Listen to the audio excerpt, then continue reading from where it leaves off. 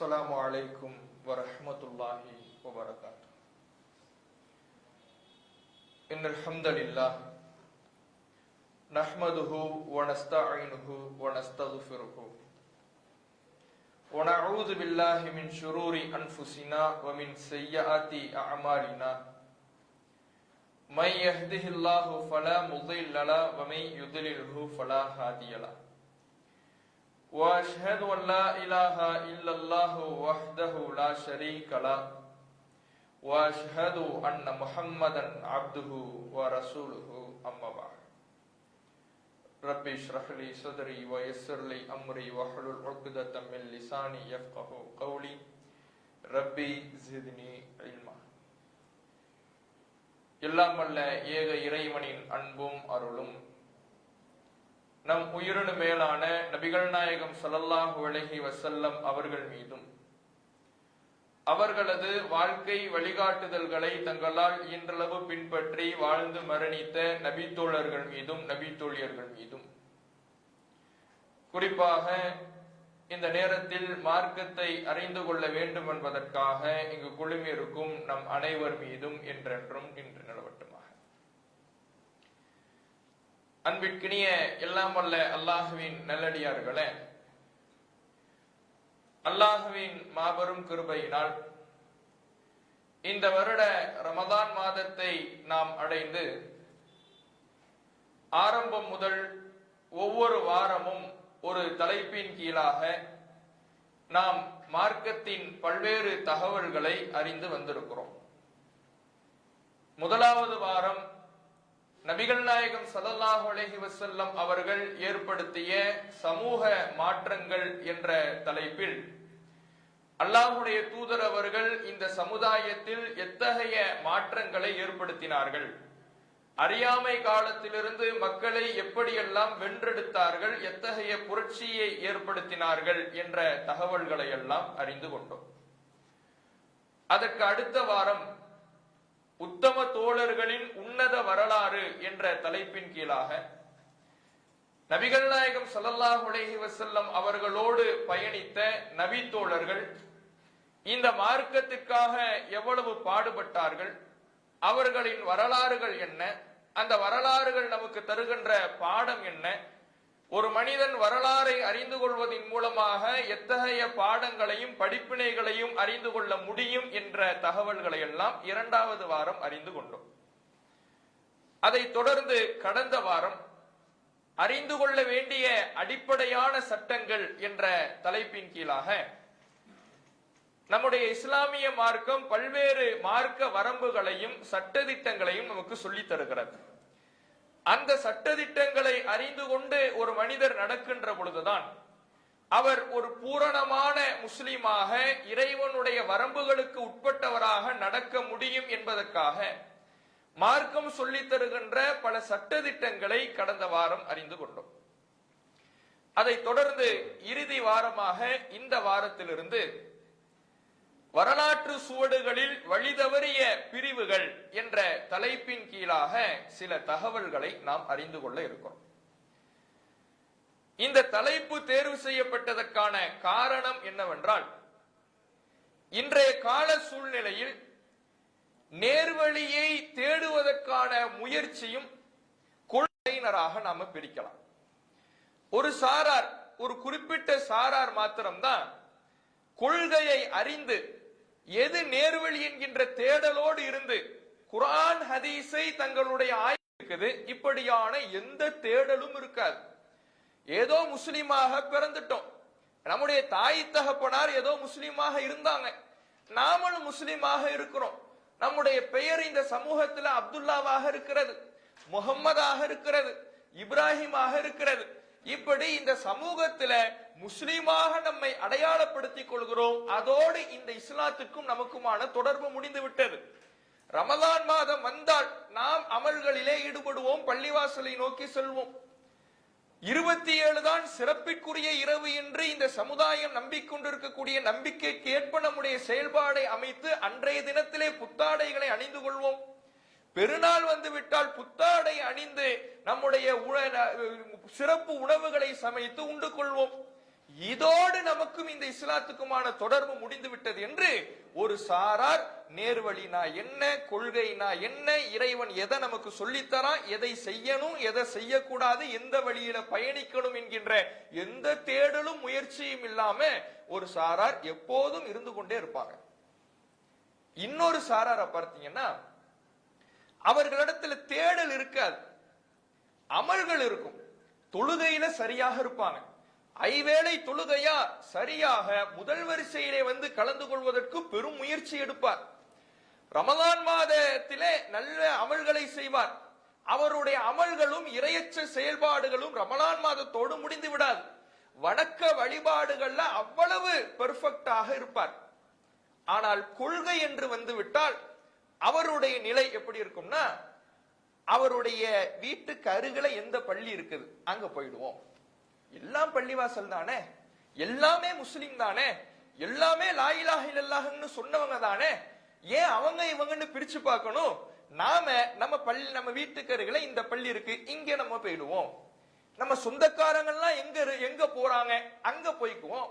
நம்ம நண்பர்கள் வட்டாரம், நம்ம செட்டு எங்க சேருது அங்க நம்முடைய இருப்பிடத்தை அமைத்துக் கொள்வோம்.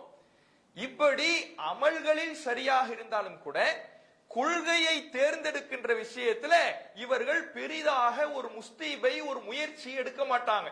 தன்னை சுற்றியுள்ள மக்கள் எந்த இடத்தில் அங்கம் வகிக்கிறார்களோ அந்த இடத்தில் நானும் அங்கம் வகிக்கிறேன், எனக்கு இது அது என்கின்ற வித்தியாசம் இல்லை, எல்லாமே ஒன்றுதான் என்று இப்படி தங்களுடைய வழிமுறையை அமைத்துக் கொள்ளக்கூடியவர்களும் இந்த சமுதாயத்துல கொள்கை ரீதியான தேடல் இல்லாம இருக்கிறாங்க. இன்னொரு சாராரை பார்த்தீங்கன்னா அவர்களிடத்தில் இதே போல வணக்க வழிபாடுகள் இருக்கும், அமல்களில் மிக முக்கியத்துவம் கொடுப்பாங்க. ஆனால் கொள்கை என்று வந்துவிட்டால் இதெல்லாம் எதுக்கு போட்டு பேசணும்? ரமலான் காலத்துல ஒரு சொர்க்க நரகம்னு பேசுறீங்களா கேக்குறோம், தொழுகைய பத்தி பேசுறீங்களா கேக்குறோம், ரமலான் மாதத்துல போய் வழி தவறிய பிரிவுன்னு போடலாமா, வழிகட்ட பிரிவுன்னு பேசலாமா? எவ்வளவு கொள்கையை பற்றி பேசுவதையே ஏதோ இரையச்சத்துக்கே தூரமான விஷயம் என்பதை போல பலருடைய நினைப்பு இருக்கும். ரமலான் மாதத்துல போய் வழி தவறிய பிரிவு, அஸ்தக்ஃபிருல்லாஹ். அப்ப வணக்க வழிபாடுகளில் சரியாக இருப்பவர்கள் கொள்கையை அறிந்து கொள்வதில் ஏதோ கொள்கையை பற்றி பேசுவதே இரையச்சத்துக்கு மிக தூரமான விஷயம் என்பதை போல அவர்களுடைய நினைப்பு இருக்கும். தொழுவார், ஒவ்வொரு வேளை தொழுகையிலேயும் இஹ்தின சிராத்தல் முஸ்தகீம் சிராத்தல்லதீன அன்அம்த அலைஹிம், இறைவா நேரான வழியை எங்களுக்கு காட்டு, எவர்களின் மீது நீ அருள் புரிந்தாயோ அவர்கள் சென்ற அந்த நேரான வழியை எங்களுக்கு காட்டு, யாருக்கு மீது உன் கோபம் உண்டானதோ அவர்களின் வழியை எனக்கு காட்டிவிடாதே, வழிகேட்டில் தள்ளிவிடாதே, நேரான பாதையில் நான் பயணிக்க வேண்டும் என்று ஒவ்வொரு தொழுகையிலேயும் சூரத்துல் ஃபாத்திஹாவை ஓதும் போது அல்லாஹ்விடத்திலே பிரார்த்தனை செய்வார். தொழுகை முடிந்துவிட்டு கொள்கை பற்றி பேசப்படுகிறது என்றால் அது இரையச்சத்துக்கான எதிரான விஷயமாக பார்ப்பார். அப்ப இப்படி கொள்கையை அறிந்து கொள்ளுகின்ற விஷயத்துல மக்களிடத்தில் இப்படியான வேறுபாடுகள், அதை அறிந்து கொள்வதை விட்டும் தூரமான செயல்பாடுகள் இருப்பதை பார்க்கிறோம். இந்த எல்லா சாராரும் இஸ்லாத்துக்கே இஸ்லாத்தினுடைய பெயரை மட்டும் வைத்துக் கொண்டு இஸ்லாத்தினுடைய பெயர் தாங்கியாக செயல்பட்டு கொள்கையினுடைய வாடை கூட இல்லாத மனிதர்களாக இருந்தாலும், வணக்க வழிபாடுகளில் சரியாக இருந்து கொண்டு தன்னை சுற்றி உள்ளவர்கள் எந்த வழியில் இருக்கிறார்களோ அங்கே நான் அங்கம் வகிக்கிறேன் என்று இருப்பவர்களாக இருந்தாலும், கொள்கையை பற்றி பேசுவதே ஏதோ இரையச்சத்துக்கு தூரமான காரியம் போல எண்ணுபவர்களாக இருந்தாலும், இறைவன் சொல்லுகின்ற ஒரு நேர்வழியில் அவர்கள் பயணிப்பார்களா என்று கேட்டால் கேட்பார்கள். ஒவ்வொரு தொழுகையிலையும் இஹ்தின சிராத்தல் முஸ்தகீம், நேரிய வழியை இறைவா எங்களுக்கு காட்டு என்று கேட்பார்கள். ஆனால் இவர்களுடைய நிலை எப்படி இருக்கும்னா தடுமாறிக்கொண்டே இருப்பார்கள். எதை தேர்ந்தெடுப்பது என்கின்ற ஒரு தெளிவான பார்வை அவர்களிடத்தில் இருக்காது. எது சரி எது தவறு என்று முடிவெடுப்பதிலே அவர்களிடத்திலே ஒரு சுணக்கம் இருந்து கொண்டே இருக்கும். ஏன்? ஒன்றை சரி என்று சொன்னால் தவறான வழியில் பயணிப்பவர்களை பகைக்க நேரிடுமே. இது சரின்னு சொன்னா இங்க இருக்கிறவங்க எல்லாம் தவறுன்னு சொல்ல வேண்டியது வரும். அப்படி எனக்கு சொல்ல விருப்பம் இல்லை, பகைமை பாராட்ட எனக்கு மனம் இல்லை, இவர்கள் தவறில் இருக்கிறார்கள் என்று சொல்ல எனக்கு மனம் இல்லை என்று இந்த கொள்கையை பற்றி பேசும் பொழுது ஒரு பகைமை வந்து விடுமே, தவறில் இருப்பவர்களை தவறு என்று சொல்ல வேண்டுமே என்பதற்காக இதுவும் சரி அதுவும் சரி, நீனும் முஸ்லிமு நானும் முஸ்லிமு, நீ அப்துல்லா நான் முகம்மது, அவ்வளவுதான் வித்தியாசமே தவிர உனக்கும் எனக்கும் எந்த வித்தியாசமும் இல்லை என்று தடுமாறிக்கொண்டே இருப்பார்கள். இந்த நிலையை அல்லாஹ் ரப்புல் ஆலமீன் நேர்வழிக்கான நல்ல நிலையாக சொல்லல.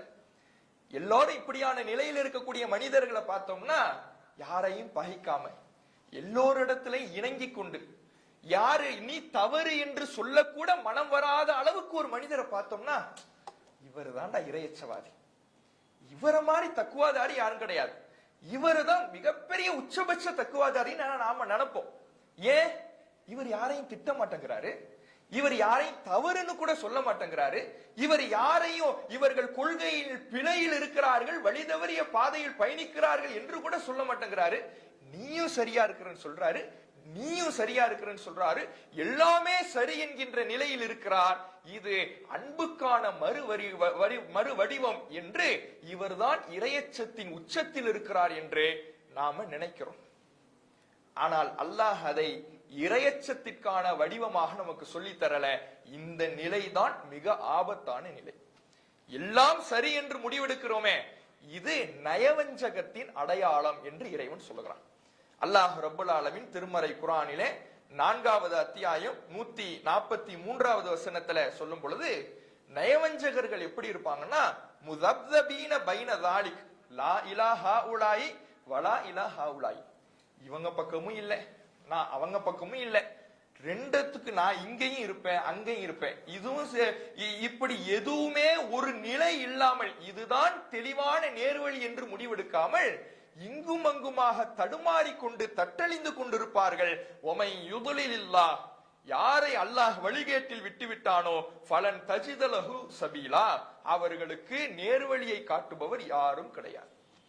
எல்லாம் சரி என்று முடிவெடுப்பவர்கள் அவர்கள் நேர்வழிக்கான அடையாளம் கிடையாது, இறையச்சத்தின் அடையாளம் அது கிடையாது, அன்பின் பரிமாணம் அது கிடையாது, அது நயவஞ்சகத்தின் அடையாளம். சரி என்றால் சரியை தெளிவாக பின்பற்ற வேண்டும், ஒன்று தவறு என்றால் அதை தயவுதாட்சண்யமின்றி சமரசமின்றி எடுத்து சொல்ல வேண்டும். இதுதான் நேர்வழிக்கான அடையாளம் என்பதை அல்லாஹ் ரப்புல் ஆலமீன் திருமறை குர்ஆனின் மூலமாக நமக்கு சொல்லி காட்டுகிறான்.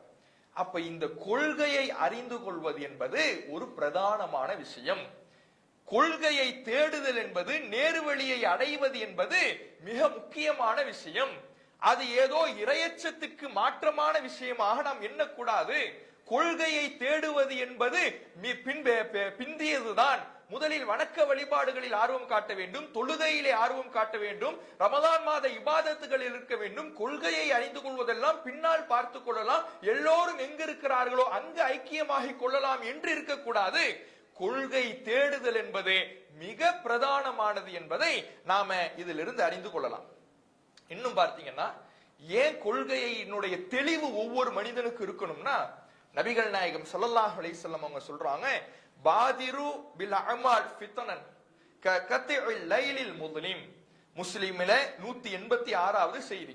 இருள் சூழ்ந்த இரவுகளை போன்று சோதனைகளும் குழப்பங்களும் வரும் பொழுது நீங்கள் நல்ல காரியங்களை நோக்கி விரையுங்கள்.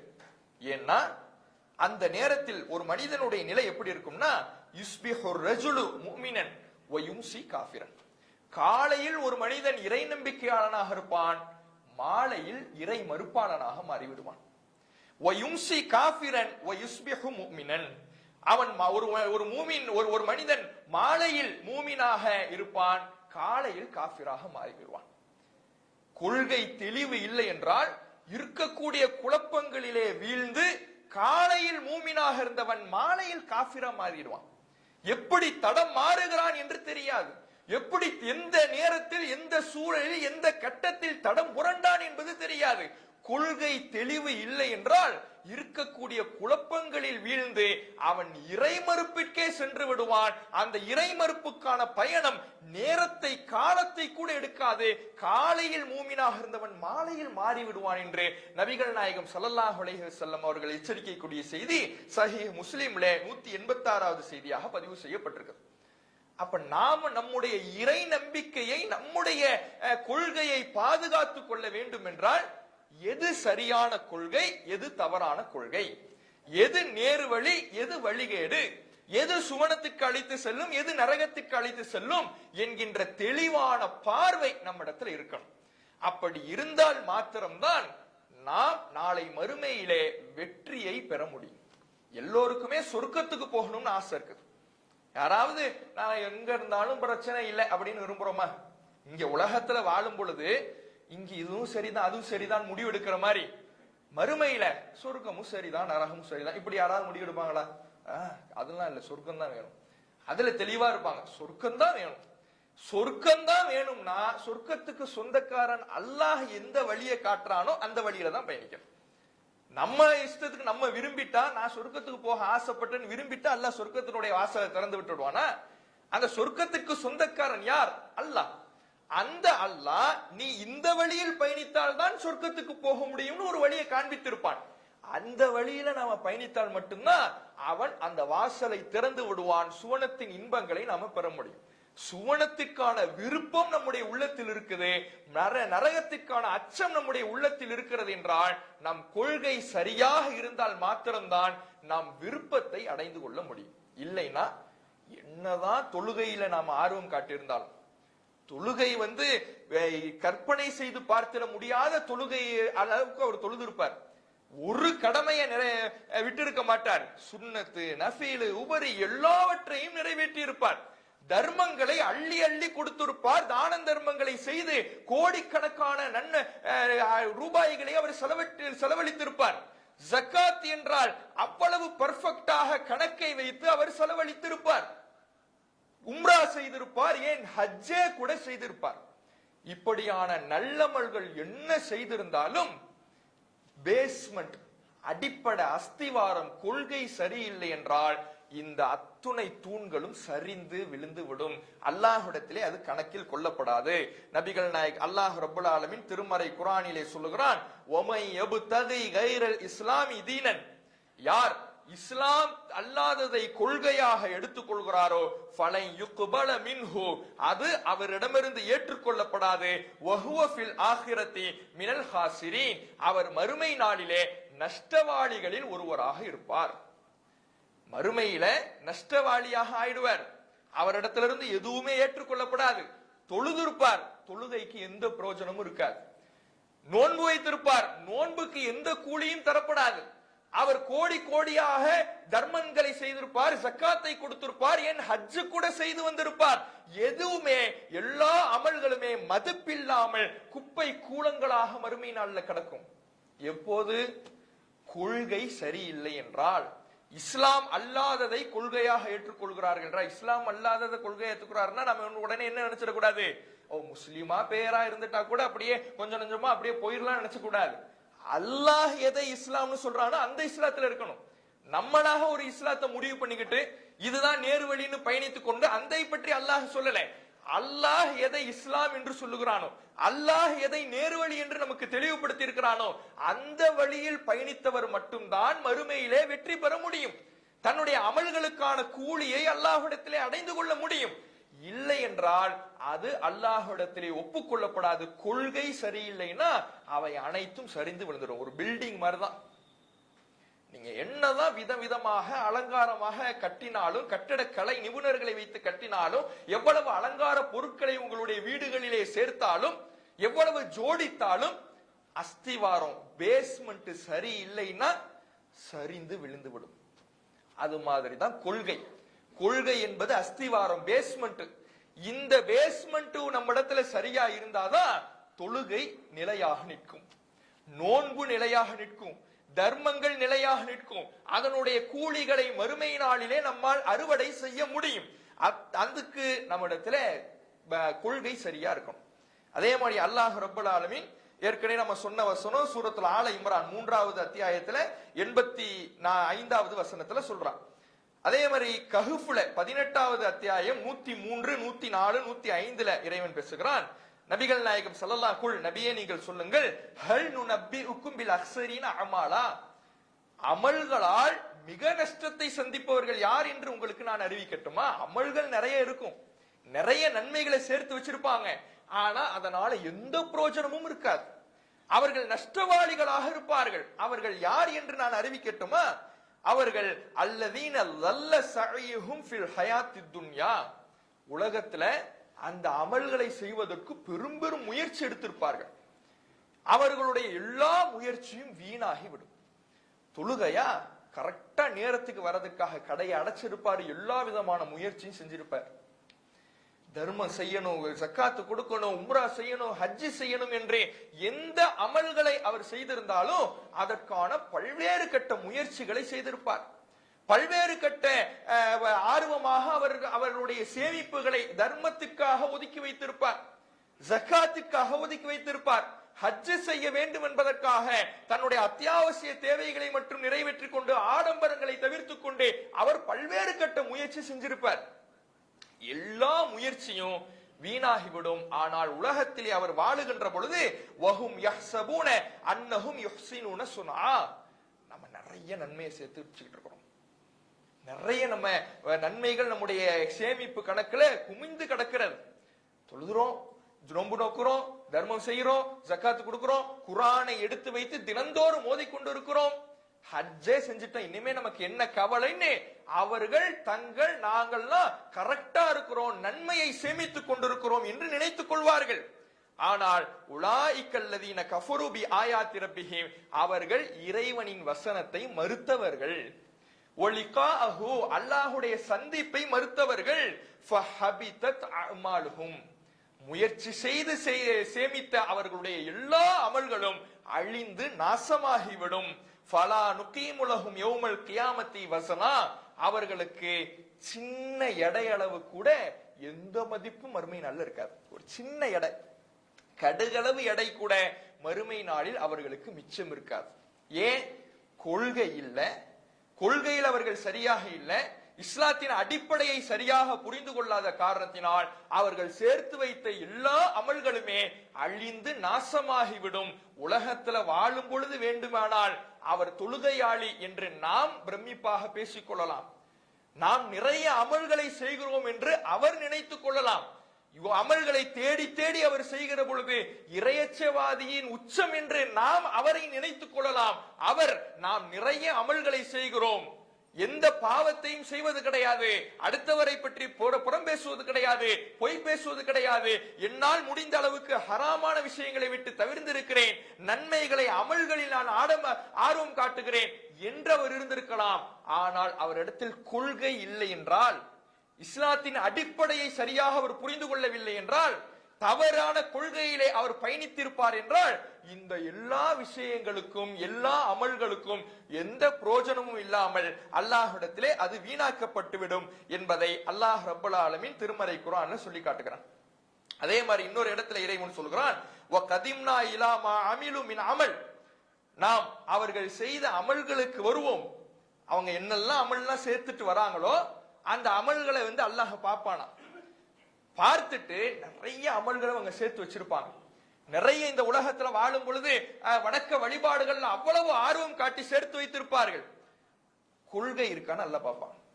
கொள்கை இல்லையா, ஃபஜஅல்நாஹு ஹபாஅம் மன்சூரா, அதை சிதறடிக்கப்பட்ட கூலங்களாக ஆக்கிடுவான். அவ்வளவு சேமித்து வச்சவங்க இந்த உலகத்துல வாழும் பொழுது நம்ம நிறைய சேர்த்துட்டோம்னு நினைச்சவங்க, அவர்களை பற்றி அமல்களை செய்கிறவர்களை பற்றி சுற்றி இருந்தவர்கள்லாம் இவ்வளவு அமல செய்கிறாரே என்று நினைத்துக் கொண்டிருந்தவர்கள் கொள்கை இல்லாத பொழுது அதையெல்லாம் அப்படியே பரப்பப்பட்ட சிதறடிக்கப்பட்ட கூலங்களாக எல்லாம் மாற்றிடும். அப்ப கொள்கை இல்லை என்றால் அமல்களுக்கு மதிப்பில்லை என்பதை இந்த வசனங்கள் நமக்கு சொல்லி காட்டுகிறது. இந்த வசனம் 25வது அத்தியாயம் 23வது வசனத்தில் இடம்பெறுது. அதே போல சூரத்து ஜுமர் 39வது அத்தியாயம் 65வது வசனம், 6வது அத்தியாயம் 88வது வசனம், இந்த வசனங்கள் எல்லாம் ஒருவர் இணை கற்பித்து விட்டால். அல்லாஹ் ரப்பல் ஆலமீன் திருமறை குர்ஆன்ல சொல்றான், லைன் அஷ்ரக்த, நபியே நீங்கள் இணை கற்பித்து விட்டால் கூட, இணை வைப்பு கொள்கை உங்களிடத்துல வந்து விட்டால் கூட, ல யஹ்பத்தன் அமலுக், அதுவெல்லாம் உங்களுடைய அமல்களை அழித்து விடும். கொள்கை சரியா இருக்கணும், அடிப்படை பேஸ்மெண்ட் சரியா இருக்கணும். நபியே உங்களிடத்துல அந்த பேஸ்மெண்ட் சரியில்லைனா கூட உங்களுடைய அமல்கள் அழிஞ்சு போயிடும். ரசூலுல்லாவுக்கே இப்படியான ஒரு எச்சரிக்கை அல்லாஹ் கொடுக்கிறான்னா நாமெல்லாம் ஏமாத்துறோம். நாம செய்யற அந்த கொஞ்ச நெஞ்ச அமல்களை பாதுகாக்கணும்னா கொள்கை சரியா இருக்கணும். ரசூலுல்லாஹ் எப்படி அமல்கள் செஞ்சாங்க? கால்கள் வீங்க, ஒவ்வொரு பாதமும் வீக்கத்தால் வெடித்து சிதறிவிடும் என்று பயப்படுகிற அளவுக்கு நின்று வணங்கியவர்கள் அல்லாஹுடைய தூதரவர்கள். தன்னுடைய மரணப்படுக்கையிலே மயக்கம் தன்னுடைய தலையை சுற்றி கீழே தள்ளினாலும் பள்ளிவாசலை நோக்கி சென்றவர்கள் அல்லாஹுடைய தூதரவர்கள். ஒவ்வொரு நாளும் 100 முறை இறைவனிடத்திலே பாவ மன்னிப்பு தேடியவர்கள் அல்லாஹுடைய தூதரவர்கள். அமல்களில் அவர்களுடைய நிலையை நம்மால் கற்பனை செய்து பார்த்திட முடியாது என்கின்ற அளவுக்கு அமல்களை சேர்த்து வைத்தவர்கள் அல்லாஹுடைய தூதரவர்கள். அந்த நபிகள் நாயகம் ஸல்லல்லாஹு அலைஹி வஸல்லம் அவர்களை பார்த்து அல்லாஹ் சொல்றான், நபியே உங்களுடைய கொள்கை சரியில்லைனா கூட, உங்களுடைய கொள்கையிலே இணை வைப்பு கலந்துட்டா கூட, நீங்க சேர்த்து வச்சீங்களே எல்லா அமலும் அழிஞ்சு போயிடும். ரசூலுல்லாவுக்கே இந்த நிலைமைன்னா ரசூல்லா செய்யற மாதிரி நம்ம அமலை சேர்த்துக்கிட்டு இருக்கிறோமா? நபிகள் நாயகம் ஸல்லல்லாஹு அலைஹி வஸல்லம் அவர்கள் எவ்வளவு தொழுதார்களோ அவ்வளவு தொழுதுகிட்டு இருக்கிறோமா? அவர்கள் வீசும் காற்றை விட வேகமாக தர்மம் செய்ததை போல நாம செஞ்சுக்கிட்டு இருக்கிறோமா? நம்முடைய அமலை ரசூலுல்லாவுடைய அமலை ஒப்பிட்டே பார்க்க முடியாது. மலைக்கும் மடுவுக்குமான வித்தியாசம். கொஞ்ச நெஞ்சம் சேர்த்து வச்சிருக்கிற நாம கொள்கை சரியில்லைன்னா என்ன ஆகும் யோசிச்சு பாருங்க. அவ்வளவு சேர்த்து வச்ச ரசூலுல்லாவுக்கு இந்த எச்சரிக்கைனா கொஞ்ச நெஞ்சம் வச்சிருக்கிட்டு இருக்கிறோமே, தொழுகையை வச்சு கொஞ்சம் எப்படியா தப்பிச்சிடலாம், நோன்பை வச்சு எப்படியா தப்பிச்சிடலாம், சின்ன வயசுல தான் நோன்பு நோட்டுக்கிட்டு இருக்கிறேன், இப்படி நினைச்சுக்கிட்டு இருக்கிறோமே. நம்மிடத்துல கொள்கை சரியில்லைன்னா, நேரு வழியில நாம் பயணிக்கலைன்னா எல்லாம் அழிஞ்சு போயிடுங்கிறான் அல்லாஹ். அப்ப கொள்கை எந்த அளவுக்கு பிரதானமானது என்பதை இந்த வசனங்கள் 39ல 65, 6ல 88 இந்த வசனங்கள் சொல்லி காட்டுகிறது. அதே மாதிரி அல்லாஹ் ரப்பல் ஆலமீன் 3வது அத்தியாயம் 90, 91வது வசனத்துல சொல்லுகிறான், இன்னல்லதீன கஃபரு பஅத ஈமானிஹிம், இறை நம்பிக்கைக்கு பிறகு நம்பிக்கை கொண்டிருப்பாங்க, அல்லாஹ்வை கரெக்டா நம்பி இருப்பாங்க, அந்த நம்பிக்கை கொண்டதுக்கு பிறகு யார் மறுத்து விட்டார்களோ, கொள்கையில தடம் மாறிட்டாங்க. சும்மஸ்தாது குஃப்ரன், பிறகு இறை மறுப்பை யார் அதிகப்படுத்தி கொண்டார்களோ, லை யுக்பல தௌபத்துஹும், அவர்களுடைய தௌபா ஏற்றுக்கொள்ளப்படாது. அவங்களுக்கு தௌபா பாவ மன்னிப்பு கிடையாது. அந்த வசனத்துல அடுத்த வசனத்துல 91வது வசனத்துல சொல்றான், அவங்க இதே நிலையில வஃபாத் ஆனாங்கன்னா ஃபலை யுக்பல மின் அஹதிஹிம் மில் அல் அர்லி ذهبன் வலவ் இக்ததா பி, பூமி நிரம்ப தங்கம் இருந்து அதை அவர் அல்லாஹ்விடத்திலே ஈடாக கொடுத்து, இறைவா இதை வைத்துக் கொண்டு மறுமையில என்னை காப்பாற்றி விடு என்று சொன்னாலும் அவரிடத்துல அது பெறப்படாது, அவர் காப்பாற்றப்பட மாட்டார். பூமி அளவுக்கு தங்கம் இருக்கிறதை விட எது முக்கியம்? கொள்கை முக்கியம். கொள்கையினுடைய அந்த பலன், கொள்கையினுடைய மதிப்பு எவ்வளவு? பூமி அளவுக்கு உங்கள்கிட்ட தங்க நிரம்பி கிடக்குது. இதை நீங்க ஈடாக கொடுத்தா கூட கொள்கை இல்லாம வந்து நிக்கிறீங்கன்னு வைங்களேன், அதுக்கு எந்த மதிப்பும் கிடையாதுன்னு அல்லாஹ். அப்ப கொள்கையினுடைய மதிப்பு, நீங்க பூமி அளவுக்கு தங்கம் வச்சிருந்தா கூட அதையும் கொள்கையையும் சமமாக்க முடியுமான்னு கேட்டா சமமாக்கவே முடியாது. கொள்கை அவ்வளவு மதிப்பு மிக்கது. இன்னைக்கு தங்கத்துக்கு ஒவ்வொரு மனுஷனும் அடிச்சுக்கலாம். தங்க விலை எங்கோ தொட்டு கொண்டிருக்கிறது. ஏன்? டிமாண்ட். ஒவ்வொரு மனிதனும் அதற்கு ஆசைப்பட்டு போட்டி போட்டுக் கொள்வதனால, அதனுடைய அளவு உலகத்துல கம்மியா இருக்கிறதுனால, கம்மியான பொருள்ல அதிகமா போட்டி போட்டுக்கிட்டு போகும் பொழுது, ஆர்வப்பட்டுக்கிட்டு போகும் பொழுது விலை எங்கேயோ போகும். இன்னைக்கு எங்கேயோ போய்கிட்டு இருக்குது.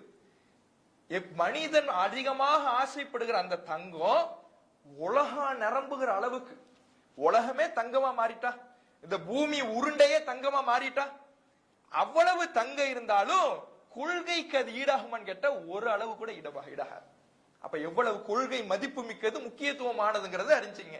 அதே மாதிரி அல்லாஹ் ரப்பல் ஆலமீன் சூரத்து ரஅத்ல 13வது அத்தியாயம் 18வது வசனத்துல சொல்லுகிறான், லில்லதீன இஸ்தஜாபு லிரப்பிஹிம் அல் ஹுஸ்னா, அல்லாஹ்வுக்கு யார் பதிலளித்தார்களோ அவர்களுக்கு நன்மை இருக்குது. அல்லாஹுக்கு சரியா பதில் அளிச்சிட்டீங்க. அல்லாஹ் அழைக்கிற நேர்வழிக்கு பதிலளித்து அந்த நேர்வழியை நீங்கள் கடைபிடிக்கிறீர்கள் என்றால் நன்மை உங்களுக்கு இருக்கிறது. வல்லதீன லம் யஸ்தஜீபு லஹு, யார் அல்லாஹுக்கு பதிலளிக்கவில்லையோ, அல்லாஹுக்கு பதிலளிக்கல என்ன அர்த்தம்? அல்லாஹ் எந்த நேர்வழியை நோக்கி அழைக்கிறானோ, இறைவன் எந்த கொள்கையை நோக்கி அழைக்கிறானோ அந்த கொள்கையை யார் ஏற்றுக்கொள்ளவில்லையோ, அதை தேடவில்லையோ, அதை அறிந்து கொள்ளவில்லையோ, அவர் அன்னலஹும் மாஃபில் அர்லி ஜமீஆ, அவர் இந்த பூமியில் உள்ள எல்லாத்தையும் அவர் கொடுத்து, ஓ மிஸ்லஹு மஅஹு, அது மாதிரி இன்னொரு மடங்கையும் கொடுத்து, ஒட்டுமொத்த உலகத்துல எவ்வளவு செல்வங்கள் இருக்குது எல்லாத்துக்கும் ஒரு மதிப்பை போடுங்க. பூமியில உள்ள எல்லாத்துக்கும் சேர்த்து ஒரு மதிப்பை போடுவோம். இன்னைக்கு ஒரு ஸ்கொயர் ஃபீட் என்ன ஆகுது யோசிச்சு பாரு. பூமியையே ஸ்கொயர் ஃபீட் கணக்குல போட்டு மதிப்பை போட்டா, அந்த பூமியில இருக்கிற ஒவ்வொரு பொருளுக்கும் ஒரு மதிப்பு போட்டா, தங்கத்துக்கு இவ்வளவு மதிப்பு, பூமி முழுக்க இருக்கிற தங்கம் இவ்வளவு, பூமி முழுக்க இருக்கிற வெள்ளி இவ்வளவு, பூமி முழுக்க இருக்கிற வைரம் இவ்வளவு, பூமி முழுக்க இருக்கிற பெட்ரோலுக்கு இவ்வளவு. இந்த பூமி முழுக்க இருக்கிற ஒவ்வொரு பொருளுக்கும் குண்டூசிக்கும் ஒரு விலையை போட்டு அதனுடைய மதிப்பை கணக்கு பண்ணுங்க. அது மாதிரி இன்னொரு மடங்கு நீங்க கொடுத்தா கூட அல்லாஹ் ரப்பல் ஆலமீன் அல்லாஹ்விடத்திலே அது ஏற்றுக்கொள்ளப்படாது. உலாயிக லஹும் சூஉல் ஹிசாப், அவர்களுடைய விசாரணையே மோசமாக இருக்கும். வ மஅவாஹும் ஜஹன்னம், அவர்களுடைய தங்குமிடம் நரகம்தான். கொள்கையினுடைய மதிப்பு என்னங்கறத தெரிஞ்சுங்க. கொள்கையை அறிந்து கொள்வதனுடைய மதிப்பு என்னன்னா, உலகத்தையே நீங்க கொட்டி கொடுத்தா கூட, அதை மாதிரி இன்னொரு மடங்கு உங்களிடத்துல இருந்தா கூட அதுவும் கொள்கையும் ஈடாகுமான்னு கேட்டா ஈடாகாது. அப்ப தொழுக, நோன்பு, சக்காத்து, தர்மம், குரான் ஓதுறது, ஹஜ்ஜி செய்யறது, உம்ரா செய்யறது என்று என்ன அமல்கள் நம்மிடத்துல இருந்தாலும் நாம இதைத்தான் பெரிதாக கருதுறோம். எதை? தொழுகிற முக்கியத்துவம் தான், யாருக்கு மாற்று கருத்து இல்ல. உம்ரா முக்கியத்துவம் தான், மாற்று கருத்து இல்ல. ஹஜ்ஜி முக்கியத்துவம் தான், மாற்று கருத்து இல்ல. தர்மம் முக்கியத்துவம் தான், மாற்று கருத்து இல்ல. இதெல்லாம் எப்போ முக்கியத்துவம் பெறும்? அல்லாஹுடைய கொள்கை நம்மிடத்துல சரியாக இருந்தால், நம்முடைய அடிப்படை பேஸ்மெண்ட் சரியாக இருந்தால்தான் இவை அனைத்துக்கும் அல்லாஹ்விடத்திலே கூலி வழங்கப்படும் என்பதை அல்லாஹ் ரப்பல் ஆலமீன் இந்த வசனத்திலே சொல்லி காட்டுகிறான். சூரத்துர் ரஅத்ல 18வது வசனம். அதே மாதிரி யாரெல்லாம் அல்லாஹுக்கும் அல்லாஹுடைய தூதருக்கும் முரண்பட்டு நடக்கிறாங்களோ அவர்களுக்கு மறுமையில வேதனை இருக்குது. சூரத்து தௌபாவுல 63வது வசனம், அதே மாதிரி சூரத்து நிசாவுல 115வது வசனம், சூரத்துல் இஸ்ராவுல 97வது வசனம். இப்படி இந்த மார்க்கத்துல நேர்வழிக்கு முரணாக யாரெல்லாம் நடக்கிறார்களோ, வழிகேட்டிலே யாரெல்லாம் பயணிக்கிறார்களோ அவர்கள் மறுமையிலே தப்பிக்க முடியாது. மறுமையில் தப்பிக்க வேண்டும் என்றால், சொர்க்கத்தை அடைய வேண்டும் என்றால் அவர்கள் நேர்வழியில் பயணிக்க வேண்டும் என்பதை இப்ப நாம சொன்ன வசனம் மட்டும் இல்ல, இன்னும் நூற்றுக்கணக்கான வசனங்கள்ல அல்லாஹ் சொல்றான். அப்போ ஒரு மனிதனுக்கு கொள்கை தான் பிரதானம். இந்த கொள்கையை அறிந்து கொள்ளுகிற விஷயத்துல அலட்சியம் காட்டக்கூடாது. அதை தேடுதல் ஒவ்வொரு நேரத்தில் இருந்துகிட்டே இருக்கணும். கொள்கையை தேடுதல் எல்லாம் தெரிஞ்சது தானே, எல்லாம் தெரிஞ்சது தானே, ஷிர்க் பத்தி தெரியாதா? இதெல்லாம் 80களில் ஷிர்க் பத்தி நாங்க தெரிஞ்சுக்கிட்டோம், 90களில் நாங்க தௌஹீத பத்தி அறிஞ்சுக்கிட்டோம். இது இல்ல. கொள்கைனா ஒவ்வொரு நாளும் அறியப்பட வேண்டும். ஏன்? காலையில மூமினாக இருப்பவர் மாலையில காஃபிரா மாறிடுவார்னா, இது ஒரு நேரத்துல அறிஞ்ச இன்னொரு நேரத்துல அறிய மாட்டேங்கிற விஷயமே இதுல கிடையாது. எப்பனாலும் மனிதனுடைய உள்ளம் தடுமாறலாம், கொள்கையை விட்டு பிறழலாம். ஒவ்வொரு நாளும் கொள்கையை பற்றிய தேடல், அதை பற்றிய புரிதல், நேர்வழியை அடைந்து கொள்வதற்கான முயற்சி நம்மிடத்திலே இருந்து கொண்டே இருக்க வேண்டும் என்பதை இந்த கொள்கையினுடைய முக்கியத்துவம் நமக்கு உணர்த்துகிறது. அப்ப இது எல்லாமே கொள்கையை தேடுவது மிக அவசியமானது என்பதை நமக்கு உணர்த்தது. இன்றைக்கு நமக்கு மத்தியில யோசிச்சு பாருங்க. அதே போல நமக்கு முந்தைய காலத்திலையும் யோசிச்சு பாருங்க.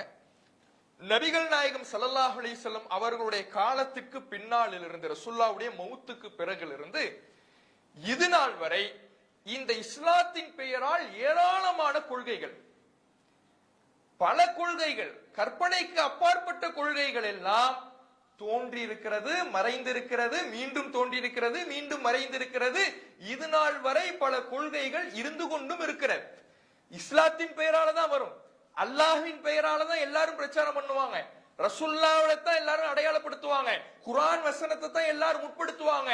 ஆனால் அதற்கும் நபிகள் நாயகம் ஸல்லல்லாஹு அலைஹி வஸல்லம் அவர்கள் எடுத்து சொன்ன கொள்கைக்கும் சம்பந்தம் இருக்குமான்னு கேட்பாத்தா சம்பந்தம் இருக்காது.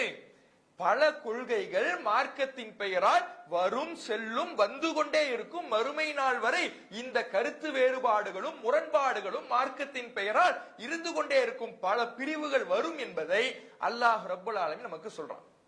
கொள்கை ஒண்ணுதான், ரசூலுல்லாஹ் பிரச்சாரம் செஞ்ச அடிப்படை ஒண்ணுதான், நேர்வழிங்கிறது ஒண்ணுதான். நேர்வழிங்கிறது பல வழி கிடையாது. இதுவும் சரி அதுவும் சரின்னு முடிவெடுப்பதற்கு எந்த அனுமதியும் கிடையாது. ஆனால் மக்கள் மார்க்கத்தை வைத்து பல பிரிவுகளாக பிரிஞ்சு கிடப்பாங்க. பல வழிகளிலே அவர்கள் பயணிப்பார்கள், கொள்கையை தவறுதலாக விளங்குவார்கள், தப்பு தப்பா மக்களிடத்துல பிரச்சாரம் பண்ணுவாங்க. எல்லோரும் குர்ஆன் வசனத்தை பாருங்க, அது அல்லாஹ் சொல்ற கொள்கை, இது ரசூலுல்லாஹ் எடுத்துரைத்த கொள்கைன்னு தான் எல்லோரும் அடையாளப்படுத்துவார்கள்.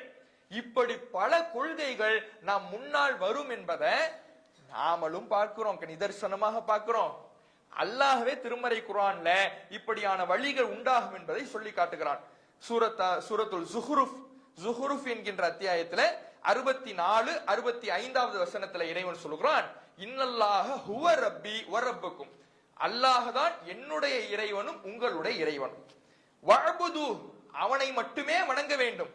ஹாதா சிராத்து முஸ்தகீம், இதுதான் இறைவனுடைய நேரான வழி. ஃபக்தலஃபல் அஹ்ஸாபு மின் பைனிஹிம், ஆனா மக்கள் பல கூட்டங்களாக அவர்களுக்கு மத்தியிலே பிரிந்தார்கள், கருத்து வேறுபாடு கொண்டார்கள், பல பிரிவுகள் உண்டானார்கள். வழி என்பது ஒரு வழி, நேர்வழி என்பது ஒரு வழிதான். சிராத்துல் முஸ்தகீம் என்று ஒவ்வொரு தொழுகையிலையும் கேட்கிறோமே, அந்த சிராத்துல் முஸ்தகீம் என்பது, அந்த நேர்வழி என்பது ஒரு வழிதான். ஆனால் மக்கள் ஒரு வழியிலே பயணிப்பாங்களா? முஸ்லிம்னு தான் சொல்லுவாங்க, லா இலாஹ இல்லல்லாஹ்னு தான் சொல்லுவாங்க. ஆனால் அவர்களுடைய பாதைகள் ஒரு பாதையில் அவர்கள் பயணிக்க மாட்டார்கள். ஃபக்தலஃபல் அஹ்ஸாபு மின் பைனிஹிம், அவர்கள் தங்களுக்கு மத்தியிலே பல பிரிவுகளாக முரண்படுவார்கள். ஃபவைலுல் லில்லதீன ஸலமு மின் அஸாபி யௌமின் அலீம், மறுமை நாளுடைய கடுமையான வேதனையின் காரணமாக அநியாயக்காரர்களுக்கு கேடுதான் என்று அல்லாஹ் ரப்பல் ஆலமீன் சொல்லி காட்டுகிறான். அப்ப கருத்து வேறுபாடு என்பது இந்த மார்க்கத்தின் பெயரால் உண்டாகும் என்பதை இறைவன் நமக்கு எடுத்துரைக்கிறான். அதே மாதிரி சூரத்து ஆல இம்ரான் 3வது அத்தியாயம் 19வது வசனத்துல இறைவன் சொல்கிறான், இன்ன தீன இன்தல்லாஹி அல் இஸ்லாம், அல்லாஹ்விடத்துல மார்க்கம்னா அது இஸ்லாம் தான். அல்லாஹ்விடத்துல மார்க்கம்ங்கிறது இஸ்லாம் தான். இஸ்லாம்னா எந்த இஸ்லாம்? எல்லாரும் இஸ்லாம் இஸ்லாம் தான் சொல்லுவாங்க. அல்லாஹ் எந்த இஸ்லாத்தை பொருந்தி கொண்டானோ அந்த இஸ்லாம், அல்லாஹ் எந்த இஸ்லாத்தை மக்களுக்கு தந்தானோ அந்த இஸ்லாம், அதுதான் அல்லாஹ்விடத்துல மார்க்கம். வமக்தலஃபல்லதீன ஊத்துல் கிதாப இல்லா மின் பஅதி மா ஜாஅஹுமுல் இல்ம், இறைவனிடமிருந்து கல்வி வந்ததுக்கு பிறகு, வேதம் வந்த பிறகு, வேதம் வழங்கப்பட்டவர்கள் பக்யன் பைனஹும், தங்களுக்கு மத்தியில் இருக்கின்ற குரோதத்தின் காரணத்தினாலே தவிர அவர்கள் கருத்து வேறுபாடு கொள்ளல. கருத்து வேறுபாடு உருவாவதற்கு மிக முக்கியமான காரணம், மக்கள் பல கூறுகளாக பிரிந்து கிடப்பதற்கு மிக முக்கியமான காரணம் அவர்களுக்கு மத்தியில் இருக்கிற குரோதம், பொறாமை. நீ சொல்லி நான் என்ன கேட்கிறது?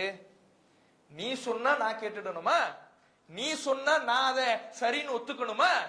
நீ சொல்லி நான் என்ன கேட்கிறது?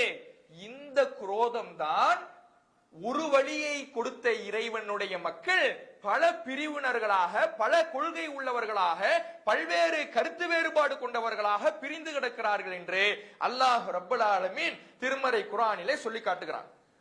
அதே மாதிரி சூரத்து நஹ்ல்ல அல்லாஹ் சொல்லுகிறான், வலவ் ஷா அல்லாஹ், இந்த கருத்து வேறுபாடெல்லாம் ஏதோ மக்களுடைய விருப்பத்தில் உருவாகிறது கிடையாது. அல்லாஹ்வே இப்படியான ஒரு செட்டப்ப பண்ணி வச்சிருக்கிறான். மக்கள் கருத்து வேறுபாடு கொள்ளுவாங்க, மக்கள் கருத்து முரண்பாடு கொள்ளுவாங்க. இல்லைன்னா எப்படி நரகத்துக்கு எப்படி ஆள் கிடைக்கும்? நரகத்துக்குன்னு மக்கள் வேணும்ல. அப்ப நரகத்துக்குரிய மக்கள் உருவாக வேண்டும் என்றால் மார்க்கத்தின் பெயரால், கொள்கையின் பெயரால் மக்கள் தடுமாறுவார்கள்.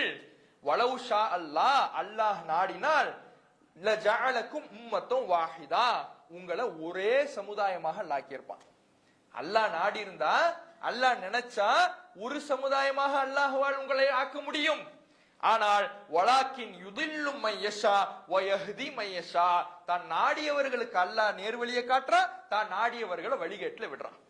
கருத்து வேறுபாடுங்கிறது மக்கள்கிட்ட இருந்துகிட்டு தான் இருக்கும், பிரிவுகள்ங்கிறது இருந்துகிட்டு தான் இருக்கும். ஒரு சாரார் நேர்வழியில பயணிப்பாங்க, இன்னொரு சாரார் வழிகேட்டுல பயணிப்பாங்க.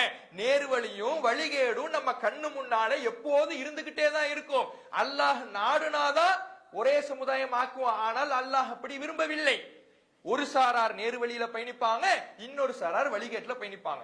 ஒரு சாரார் சொர்க்கத்துக்கான பாதையில பயணிப்பாங்க, இன்னொரு சாரார் நரகத்துக்கான பாதையில பயணிப்பாங்க. வல துஸ்அலுன்ன அம்மா குன்தும் தஅமலூன். நீங்க என்ன செஞ்சீங்கன்னு விசாரிக்கப்படுங்க. உங்க கண்ணு முன்னால ரெண்டு பாதையுமே இருக்கும். நேர்வழிங்கிறது ஒரு பாதை தான், வழிகேடுகிறது பல பாதைகள் உங்க முன்னால இருக்கும். நீங்க என்ன செஞ்சீங்க? இப்படி எல்லாம் இவ்வளவு கருத்து வேறுபாடுகள் இருக்கும் பொழுது, உங்க கண்ணு முன்னாடி பல கொள்கைகள் முன்வைக்கப்படும் பொழுது, நீங்க என்ன செஞ்சீங்க நல்லா விசாரிப்பான். நாம என்ன செய்யறோம்? எல்லாம் சரிதான் இப்படின்னு முடிவு எடுத்துட்டு போறோமா? இல்லை தேடுறோமா? எது சரி எது தப்புன்னு தேடுறோமா? தேடி முடிவு பண்றோமா? ஆய்வு செய்து முடிவு பண்றோமா? இல்ல என் சொந்தக்காரன் அங்க இருக்கிறான்னு அங்க போயிடுறோமா? இல்ல என் நண்பன் இங்க இருக்கிறான்னு இங்க போயிடுறோமா? இதுல எது நாம தேர்ந்தெடுக்கிறோம்? நம்ம கண்ணு முன்னாடி பல பாதைகள் இருக்கத்தான் செய்யும். அல்ல உங்க முன்னாடி இருக்கத்தான் செய்யும். கருத்து வேறுபாடுங்கிறது இருந்துகிட்டே தான் இருக்கும். அல்லாஹ் ஒரு சமுதாயமா உங்களை ஆக்கல, இப்படி பிரிவுகளாகத்தான் நீங்க இருப்பீங்க. இறைவன் சொல்லிட்டான். நீங்க இதுல என்ன செய்ய போறீங்க? எதை தேர்ந்தெடுக்க போறீங்க? இறைவனுடைய ஒரு வழியில பயணிக்க போறீங்களா, உங்க கண்ணு முன்னாடி இருக்கிற வழிகேடுல பயணிக்க போறீங்களா? இறைவன் இது குறித்து மறுமையிலே நீங்கள் விசாரிக்கப்படுவீர்கள் என்று அதே வசனத்துல சூரத்துல் நஹ்ல்ல 93வது வசனத்துல அல்லாஹ் சொல்றான். அதே மாதிரி சூரத்துல் ஹூதுல இறைவன் 118 119வது வசனத்துல சொல்றான். வலவு ஷாஅ ரப்புக லஜஅலன் நாஸ உம்மத்துன் வாஹிதா. அல்லாஹ் நாடி இருந்தால், அல்லாஹ் விரும்பி இருந்தால் மக்களை ஒரே சமுதாயமாக ஆக்கியிருப்பான். ஆனா வலா யஸாலூன முக்தலிஃபீன், மக்கள் கருத்து வேறுபாடு கொண்டவர்களாக இருந்து கொண்டே இருப்பார்கள். அந்த கருத்து வேறுபாடுக்கு முடிவெல்லாம் வராது. மக்கள் பிரிவினர்களாக இருந்துகிட்டு தான் இருப்பாங்க. நேர்வழி ஒண்ணு இருந்துச்சுன்னா வழிகேடுகள் உருவாகிக்கிட்டே தான் இருக்கும். அல்லாஹ் நாடி இருந்தால் ஒரு சமுதாயம் ஆக்கியிருப்பான். ஆனால் அல்லாஹ் அப்படி ஆக்கல. உங்களை பல பிரிவுகளாக பிரிகின்ற வகையில தான் ஏற்படுத்தி இருக்கிறான். நீங்க மக்கள் பிரிஞ்சுக்கிட்டே தான் இருப்பாங்க, வழிகேடுகளை உருவாக்கிக்கிட்டே தான் இருப்பாங்க. இல்லா மன் ரஹிம ரப்புக். இதுல யாரு நேர்வழியில பயணிப்பா? இவ்வளவு வழிகேடுகள் வந்தாலும் நேர்வழியை யார் தேர்ந்தெடுப்பான்னா உம்முடைய இறைவன் அருள் புரிந்தவர்களை தவிர. நேர்வழியில பயணிப்பது அல்லாஹ்வின் அருள். நேர்வழியை நாம தேடி அதை பெற்றுக்கொள்வது அல்லாஹ்வின் அருள். அல்லாஹ்வுடைய அருளை பெற்றவர்கள் மாத்திரம்தான் இந்த நேர்வழியை அடைந்து தங்கள் கண் முன்னால் எத்தனை ஆயிரக்கணக்கான வழிகட்ட கொள்கைகள் இருந்தாலும் அதிலிருந்து விலகி நேர்வழியை தேர்ந்தெடுக்க முடியும் என்று அல்லாஹ் ரப்பல் ஆலமீன் சொல்லிவிட்டு வலிதாலிக ஹலக்கஹும், இதற்காகத்தான் அவர்களை நான் படைத்தேன். அல்லாஹ் எதற்காக உங்களை படைச்சான்னா நேர்வழியிலையும் மக்கள் பயணிப்பாங்க. அதை தப்பா விளங்கி அவன் சிந்தனையில போட்டு தவறாக மார்க்கத்தை புரிந்து இறைவன் காட்டிய ஒரு வழியை விட்டு தங்களுக்கு மத்தியில் இருக்கிற குரோதத்தின் காரணத்தினால் பல காரணத்தினால வழிகேடுகளை மக்கள் உருவாக்குவாங்க. இப்படி மக்களை இப்படி இதற்காகத்தான் அல்லாஹ் படைத்தான். ஏன்? வதம்மத் கலிமத்து ரப்பிக் லஅம்ல அன்ன ஜஹன்னம மினல் ஜின்னதி வன்னாஸி அஜ்மஈன். ஏன் இப்படியான நிலை அல்லாஹ் ஏற்படுத்தி இருக்கிறான்னா அல்லாஹ்வுடைய கட்டளை பூரணமாகி விட்டது. என்ன கட்டளை? நரகத்துல மக்கள் இருந்தும் ஜின்களில் இருந்தும் போட்டி நிரப்புவேன் அல்லாஹ் ஒரு விதியை ஏற்படுத்தி வச்சிருக்கிறான்ல, அந்த விதி பரிபூர்ணமாகி விட்டது. விதி அல்லாஹ் எழுதி முடிச்சுட்டான். இந்த விதி நடக்கணும்னா என்ன ஆகணும்? மக்கள் அவன் வழிகேட்ட உருவாக்குவான். வழிகேடுங்கிறது மக்கள் மத்தியில இருந்துகிட்டே இருக்கும். இதுல நம்ம என்ன செய்ய போறோம்? எதை தேர்ந்தெடுக்க போறோம்? நேர்வழியை தேர்ந்தெடுக்கிறோமா அல்லது நம்ம கண்ணு முன்னால் இருக்கிற வழிகேடுகளை தேர்ந்தெடுக்கிறோமா? இதுதான் அல்லாஹ் நம் கண் முன்னால் நமக்கு வைக்கக்கூடிய ஒரு மிகப்பெரிய டெஸ்டாக இருக்குது. அதே மாதிரி இதே கருத்துல அல்லாஹ் ரப்பல் ஆலமீன் சூரத்துல் மாயிதாவுல 5வது அத்தியாயம் 48வது வசனத்திலையும் அல்லாஹ் நாடி இருந்தால் உங்களை ஒரே சமுதாயமாக ஆக்கியிருப்பான். வலாக்கின் எவ்வளவுக்கும் சீமா ஆத்தாக்கும், உங்களுக்கு வழங்கியதுல உங்களை சோதிப்பதற்காகத்தான் பல பிரிவுகளாக ஆக்கியிருக்கிறான் என்று இறைவன் இந்த வசனத்திலையும் சொல்லி காட்டுகிறான். அதே மாதிரி நபிகள் நாயகம் ஸல்லல்லாஹு அலைஹி வஸல்லம் அவர்களும் இந்த முன்னறிவிப்பு நமக்கு செஞ்சாங்க. மக்கள் அல்லாஹ்வுடைய தூதரவர்கள் எந்த வழியை காட்டிட்டு போனாங்களோ அதே வழியில இருக்க மாட்டாங்க. அவங்க தவறுகான வழிகளை மார்க்கத்துக்கு புறம்பான வழிகேடுகளை உருவாக்குவார்கள், பின்பற்றுவார்கள் என்று நபிகள் நாயகம் ஸல்லல்லாஹு அலைஹி வஸல்லம் அவர்கள் எச்சரித்து விட்டும் போனாங்க. அல்லாஹ்வுடைய தூதர் அவர்கள் சொல்றாங்க, அதாவது புகாரியில 3456 லதத்தபிஅன்ன சுனன மன் கான கபலக்கும் ஷிப்ரன் வ பிஷிப்ரின் வ திராஅன் பிதிராஇன். உங்களுக்கு முன்னிருந்தவர்களுடைய வழிமுறைகளை நீங்கள் ஜானுக்கு ஜான் முழத்துக்கு முழம் பின்பற்றுவீர்கள். ஹத்தா லவ் சலக ஜுஹுர லுப்பின், அவர்கள் ஒரு உடும்பு பொந்தில் நுழைந்தாலும் ல சலக்துமுஹு, அதிலும் நீங்கள் நுழைந்து விடுவீர்கள். உங்களுக்கு முன்னால் இருந்தவர்களுடைய நேரு வழியே நான் காட்டிட்டு போறேன், தெளிவான வழியில உங்களை விட்டுட்டு போறேன், இதுதான் சத்தியம்னு உங்களுக்கு தெளிவுபடுத்திட்டு போறேன். ஆனா நீங்க என்ன பண்ணுவீங்கன்னா அந்த ஒரு வழியில இருக்க மாட்டீங்க. அல்லாஹ் எதை நேரு வழின்னு சொல்றானோ அதுல நீங்க பயணிக்க மாட்டீங்க, அதுல மட்டும் நின்று உங்களுடைய கொள்கையை அமைச்சுக்க மாட்டீங்க. முன்னால் இருந்தவர்களுடைய வழிமுறை, அவர்களுடைய வழிமுறை எல்லாம் பின்பற்றீங்க. சஹாபாக்கள் இருக்கிறாங்க, முன்னால் இருந்தவர்களுடைய வழிமுறை என்றால் அல்லாஹ்வுடைய தூதர் அவர்களே அல் யஹூத வன் நஸாரா, யூத கிறிஸ்தவர்களுடைய வழிமுறையை சொல்றீங்களா? ஃபமன், வேற யாரு? அவங்கதான், அவர்களுடைய வழிமுறையை தான் நீங்க பின்பற்றுவீங்க. நபிகள் நாயகம் ஸல்லல்லாஹு அலைஹி வஸல்லம் சொல்றாங்க. யூத கிறிஸ்தவர்கள் யார்? யூதர்கள் கிறிஸ்தவர்கள்ங்கிறோம்ல, இன்னைக்கு வழிகெட்டவங்க, அல்லாஹ்வுடைய கோபத்திற்குள்ளானவங்க என்று நாம பேசுறோம். அவங்க முதல்ல யாரு? ஒரு அல்லாஹ்வுடைய தூதர்கள் அனுப்பப்பட்ட சமுதாயம் தான் யூதர்கள் என்பவர்கள். அவர்களுக்கு அனுப்பப்பட்ட தூதர்களை போன்று எந்த சமுதாயத்துக்கு அனுப்பப்படல, அப்படிப்பட்ட ஒரு சமுதாயம் தான் கிறிஸ்தவர்கள். ஈசா நபி அனுப்பப்பட்ட சமுதாயம் தான். அந்தந்த நபிமார்கள் வாழுகிற பொழுது நன்மக்களாக வாழ்ந்தவர்கள் தான். ஈசா நபி வாழ்ந்த பொழுது நல்ல மக்களாக அவருடைய வழிகாட்டலின்படி வாழ்ந்தவர்கள் தான். மூசா நபி வாழ்ந்த பொழுது நல்ல மக்களாக வாழ்ந்தவர்கள் தான் யூதர்கள். ஆனால் அவர்களுடைய மரணத்திற்கு பிறகு அவர்களுக்கு அல்லாஹ் தந்த மார்க்கம்ங்கிற பெயர்ல, இஸ்லாம்ங்கிற பெயர்ல புதிதாக அவர்கள் உருவாக்கி வழிகேடுகளை உருவாக்கி அவர்கள் தடம் மாறி போன காரணத்தினாலதான் முஸ்லிம்கள் என்று அடையாளப்படுத்துவதற்கு பதிலாக யூதர்கள் கிறிஸ்தவர்கள் என்று அவர்கள் அடையாளப்படுத்துறாங்க. அல்லாஹ் ஏன் அவர்கள் யூதர்கள் கிறிஸ்தவர்கள் அடையாளப்படுத்துறான்? அவர்கள் ஏதோ நபிமார்களுடைய வாடை இல்லாதவர்களா? அவர்களுக்கு அனுப்பப்பட்ட நபிமார்களை போன்று எந்த சமுதாயத்துக்கு அனுப்பப்படல. நேரு வழியில நபி இருக்கிறவரை பயணிச்சவங்க தான். ஆனால் அந்த நபி சென்ற பிறகு மார்க்கத்தின் பெயரால் பல வழிகேடுகளை உருவாக்கி மார்க்கத்தை மாற்றிய காரணத்தினால யூதர்கள் கிறிஸ்தவர்கள் அடையாளப்படுத்தப்படுறாங்க. இந்த வழிமுறையை நீங்களும் பின்பற்றுறீங்க. இந்த யூதர்கள் கிறிஸ்தவர்கள் எப்படி தடுமாறினாங்களோ, வழிகேடுகள் உருவாக்குனாங்களோ, அது மாதிரி உங்களுடைய நிலையும் அமையும் என்று நபிகள் நாயகம் ஸல்லல்லாஹு அலைஹி வஸல்லம் சொன்னாங்க. யோசிச்சு பாருங்க, இன்னைக்கு ரசூலுல்லாஹ் எப்படி இந்த உம்மத்தை, இந்த சமுதாயத்தை விட்டுட்டு போனாங்களோ அதே நிலையில இந்த சமுதாயம் இருக்குதா? அதே கொள்கையில இந்த சமுதாயம் பயணிக்குதா? நபிகள் நாயகம் ஸல்லல்லாஹு அலைஹி வஸல்லம் அவர்கள் எந்த ஏகத்துவ கொள்கையையும் எந்த தூதுத்துவ கொள்கையையும் நமக்கு எடுத்துரைத்தார்களோ அதே வழியில பயணிக்குதா? ரசூலுல்லாஹ் எதையெல்லாம் எச்சரித்தாங்களோ, எதெல்லாம் வழிகேடுன்னு சொன்னாங்களோ, எந்த கொள்கைக்கு எதிராக அல்லாஹ்வுடைய தூதர் அவர்கள் போர் பிரகடனம் செய்தார்களோ அதை இன்னைக்கு அதே ரசூலுல்லாஹ்வுடைய பெயரால செஞ்சுக்கிட்டு இருக்கிறாங்களா இல்லையா? அதே இஸ்லாத்தின் எந்த இஸ்லாம் இந்த கொள்கைகளை எல்லாம் கண்டிக்கிறதோ அதை இஸ்லாத்தின் பெயரால செய்யறாங்களா இல்லையா? தர்கா வழிபாடு, மௌலுதுங்கிறாங்க, மதுஹபுங்கிறாங்க. இதெல்லாம் எங்கிருந்து வந்தது? ரசூலுல்லாஹ்வுடைய காலத்தில் இருந்ததா? நபிகள் நாயகம் எதை கண்டித்தார்களோ அதை இன்னைக்கு ரசூலுல்லாஹ் சொன்ன கொள்கைன்னு முன்வைக்கிறாங்க.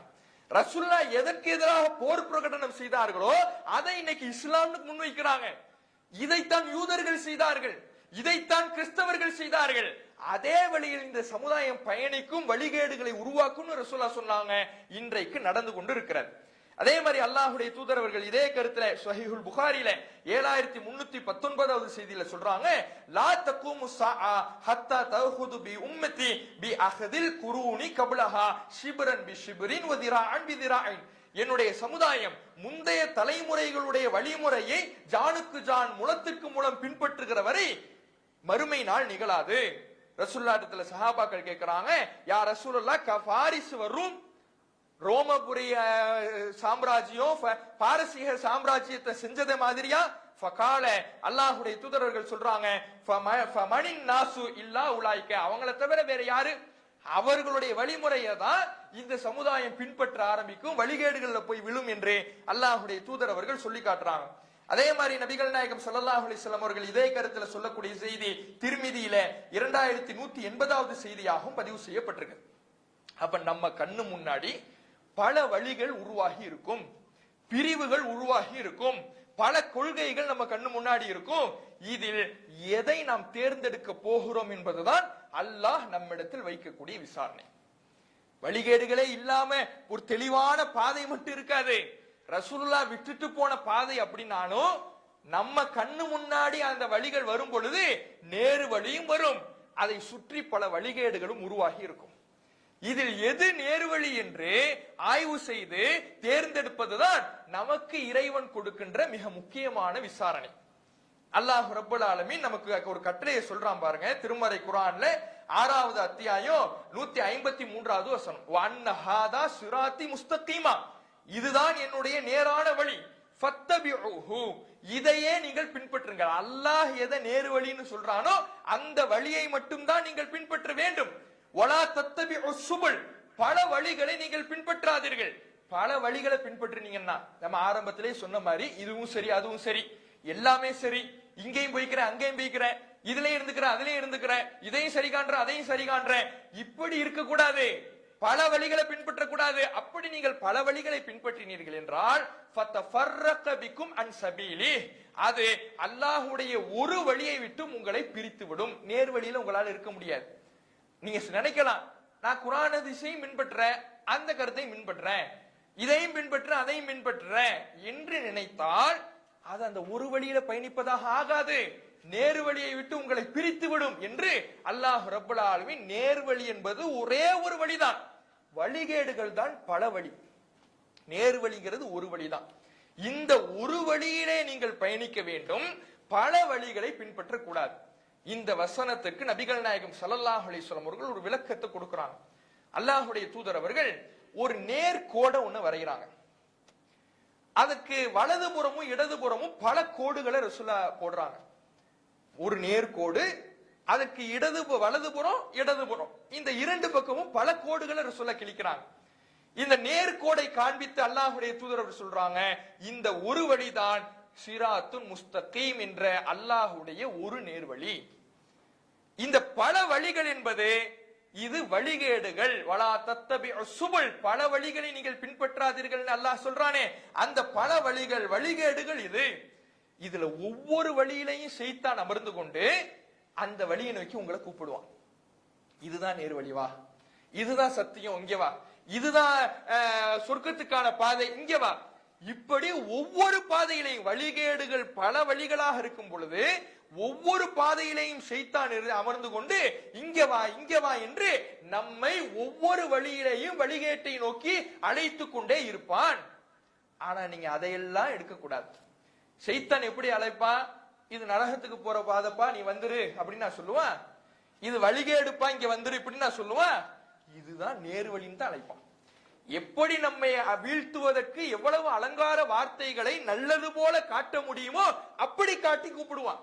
இதுதான் நேர்வழின்னு அல்ல ஷைத்தான் சொல்லுவான், இதுதான் சத்தியம்னு சொல்லுவான், இதுதான் சொர்க்கத்துக்கான பாதைன்னு சொல்லுவான். இப்படி அந்த வழிகேடுகளான பல பாதைகளில் அமர்ந்து கொண்டு ஒவ்வொரு பாதையிலையும் ஒரு ஷைத்தான் இருப்பான். அந்த ஷைத்தான் அந்த பாதையை நோக்கி அழைத்து கொண்டிருப்பான். நீங்கள் வலா தத்தபிஉ சுபுல், அந்த பல வழிகளை பின்பற்றாதீர்கள். ஃபத்தபிஊஹு, அல்லாஹ்வுடைய ஒரு வழியை மட்டும் பின்பற்றுங்கள் என்று நபிகள் நாயகம் ஸல்லல்லாஹு அலைஹி வஸல்லம் அவர்கள் சொன்ன செய்தி முஸ்னத் அஹ்மதுல 4142வது செய்தியாக பதிவு செய்யப்பட்டிருக்குது. அப்ப நேர்வழிங்கிறது ஒண்ணு, வழிகேடுகள் பலது இருக்கும், பிரிவுகள் இந்த இஸ்லாத்தின் பெயரால உருவாகத்தான் செய்யும். இதில் எதை தேர்ந்தெடுத்து நம் மறுமை வாழ்க்கையை அமைக்க போகிறோம் என்பதுதான் அல்லாஹ் இந்த உலக வாழ்க்கையில் நமக்கு கொடுத்திருக்கக்கூடிய மிக முக்கியமான கடமையாக இருக்கிறது. அதனால கொள்கையை அறிந்து எது நேர்வழி எது வழிகேடு, எது சுவனத்தின் பாதை எது நரகத்துக்கான பாதை, எது சத்திய பாதை எது வழி தவறிய பாதை, இதை நாம் அறிந்து கொள்வதுதான் பிரதானமான விஷயம். மார்க்கத்தினுடைய முக்கியமான கடமை, மறுமை வெற்றியை தீர்மானிக்கக்கூடிய கடமை, நம்முடைய அமல்களுக்கு மதிப்பை ஏற்படுத்துகிற கடமை, நாம செய்யக்கூடிய நன்மையான காரியங்களுக்கு அல்லாஹ்விடத்தில் பலனை பெற்று தரக்கூடிய கடமை. அதனால் கொள்கையிலே நாம தெளிவாக இருக்கணும். அப்ப இந்த பிரிவுகள்ல எப்படி என்னென்ன பெயர்ல எல்லாம் பிரிவுகள் உருவானுச்சு. ஏன்னா இஸ்லாமிய வரலாற்றுல அவ்வளவு பிரிவுகள், ஒரு வழி என்று இருக்கக்கூடிய இந்த மார்க்கத்துல ஹவாரிஜிகள்னு தோன்றாங்க, ஷியாவை பற்றி நம்ம எல்லாருக்கும் ஓரளவு தெரியும்.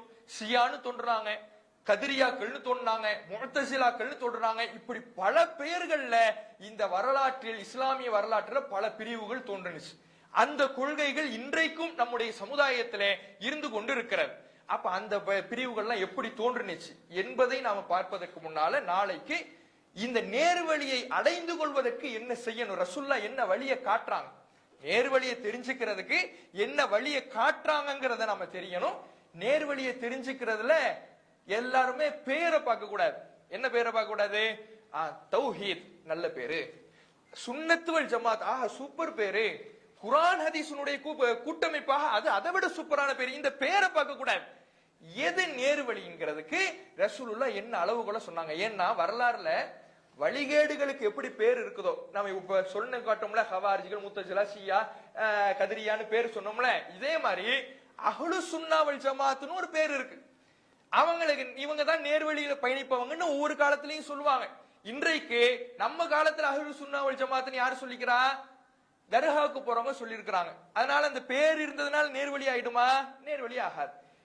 சலஃபு கொள்கை சொல்லக்கூடியவங்க நாங்க தான் அஹ்லு சுன்னத்துல் ஜமாத்துங்கிறாங்க. இப்படி வழிகேடுகளை பின்பற்றக்கூடியவங்க கூட நாங்க தான் அஹ்லு சுன்னா வல் ஜமாத், அஹ்லு சுன்னா வல் ஜமாத்துங்கிறாங்க. அப்ப நேர்வழியை அடைந்து கொள்வதற்கு அஹ்லு சுன்னா வல் ஜமாத் என்கின்ற பெயரும் அந்த வழிமுறையும் அவசியமா?